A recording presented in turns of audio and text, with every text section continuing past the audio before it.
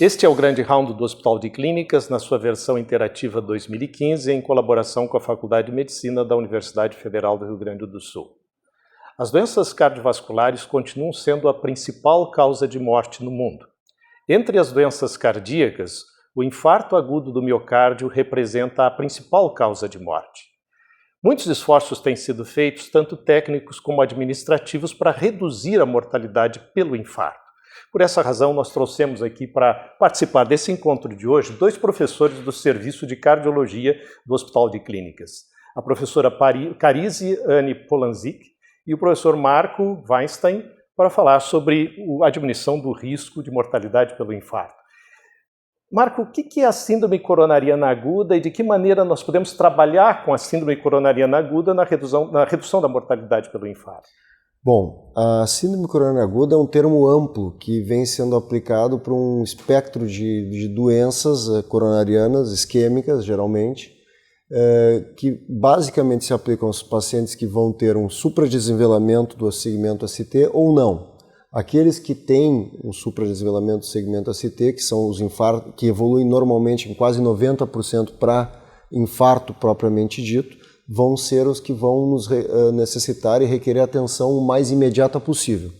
Os outros são os pacientes que fazem algum quadro de instabilidade coronariana, porém sem supradesnível de ACT, inclusive alguns deles podem ter infarto, não necessitam necessariamente uma atuação tão imediata quanto esses, né? Essa questão do supradesnivelamento do ST, só para que as pessoas entendam, é uma manifestação no eletrocardiograma. Exato. A primeira coisa que a gente vai fazer, a Carise depois vai também comentar um pouco disso, é na chegada diante a suspeita de que possa ser uma síndrome coronariana aguda pela manifestação clínica. A gente vai depois poder comentar um pouco mais quais são as manifestações. Em geral, dor torácica é uma delas, ou a principal. A gente tem que fazer um eletrocardiograma. E esse eletro vai ser o divisor de águas para evidenciar ou não a presença do supradesnivelamento do segmento ACT. Porque se não evidencia, pode até nem ser uma síndrome coronariana aguda, ou pode ser um infarto sem supradesnível de ACT. Carise, como é que é essa questão do ponto de vista assim, epidemiológico mundial? Podemos falar um pouquinho, acho que já deste a introdução, 30% das causas de morte no mundo são atribuídas às doenças cardíacas, né?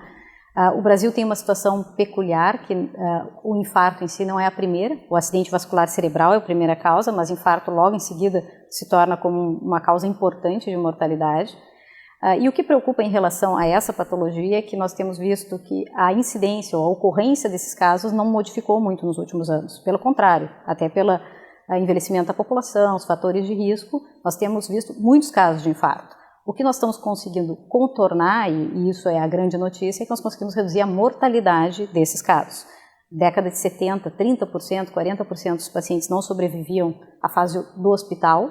Hoje, se tratados a tempo, esses pacientes têm uma mortalidade tão baixa quanto 5%, né, 7%, e a gente tem esses dados aqui no Hospital de Clínicas de Porto Alegre também. A precocidade no diagnóstico da síndrome coronariana aguda é o mais importante. É o mais importante. Eu acho que, pegando um pouco o que o Marco comentou, a manifestação, às vezes, é muito sugestiva para algumas pessoas, mas para outras não. Alguns pacientes conseguem identificar que alguma coisa está errada, uma dor no peito importante, sudorese, enjoo, náusea, e esse paciente procura atendimento rápido.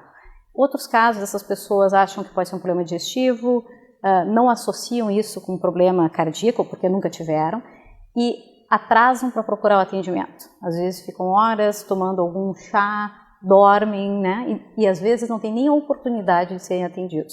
E isso é o que mais está relacionado com uma maior mortalidade no infarto, né? É o atraso na chegada ao hospital e a busca, né, das inovações.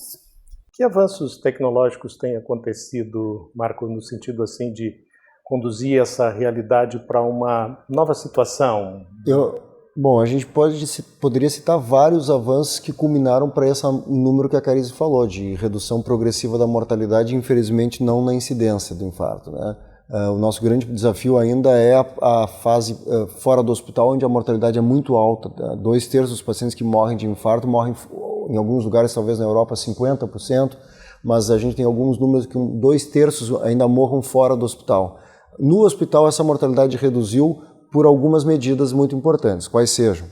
Primeiro, a primeira medida que tornou efetiva foi a instalação de hospitais, de unidades coronarianas com monitorização que permitem a identificação de complicações graves, de arritmias e complicações outras do infarto. A segunda medida progressiva que teve um grande impacto foi o uso da aspirina, o AS, que é o remédio aquele que a gente sempre brinca que se a gente vai para uma ilha deserta, o único remédio que a gente deve levar é o AS, porque é analgésico, antitérmico e anti-inflamatório em doses altas e ainda por cima trata infarto miocárdico com uma taxa de reperfusão razoável, de quase 50 e poucos %.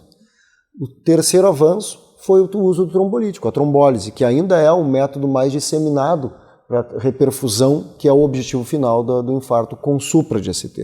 Vamos só fazer um gancho novamente, a gente está se referindo aos pacientes de maior mortalidade, que são os infartos com supra nesse momento, identificados inicialmente. E por fim, a forma mais atual de reperfusão, que não está disponível para todos, mas para alguns lugares onde isso está disponível 24 horas, como o nosso hospital, como o Hospital de Clínicas, por exemplo, é a angioplastia primária, que consta na reperfusão, na desobstrução da artéria que entupiu, que ocluiu e levou ao infarto por catéter, por balão e colocação do stent. Isso trouxe os níveis de mortalidade que eram 30, depois para 20, e na era da angioplastia primária hoje estão em torno de 4 a 5%. A precocidade no uso dos trombolíticos é um importante fator prognóstico. Muito também. Importante. O tempo é músculo em infarto do miocárdio. E talvez o gancho nisso, no trombolítico, se tu usar precocemente 1, 2, 3 horas do início dos sintomas, tem uma taxa de sucesso que pode chegar a 60%, 70% em abrir o vaso, em reestabelecer o fluxo. Por outro lado, à medida que o tempo vai passando, perto de 12 horas, 10 horas depois dos sintomas, não chega a 10, 20% dos casos em que isso é efetivo. Então, por isso, toda essa atenção, além de perder músculo, né, a atenção à eficácia da terapêutica, que é diferente. Um aspecto interessante em relação à cardiologia é que não só houve essa melhora dos métodos da tecnologia, no sentido tanto diagnóstico como de intervenções terapêuticas, como inclusive aspectos administrativos envolvidos na dinâmica da assistência, no algoritmo da assistência, né, Cariz? Então, assim, telemetria, a velocidade da identificação, a maneira como esse paciente chega a uma unidade de cuidado coronariano.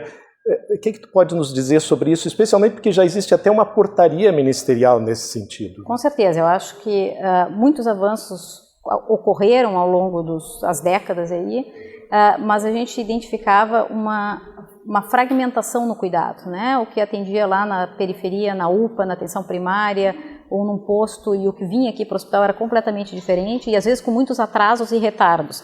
A regulação disso, a organização do sistema e criando realmente um sistema integrado, né, unindo todos esses atores e fazendo com que o paciente que precisasse, ele seja deslocado para um lugar onde tenha o recurso, isso mudou completamente o cenário.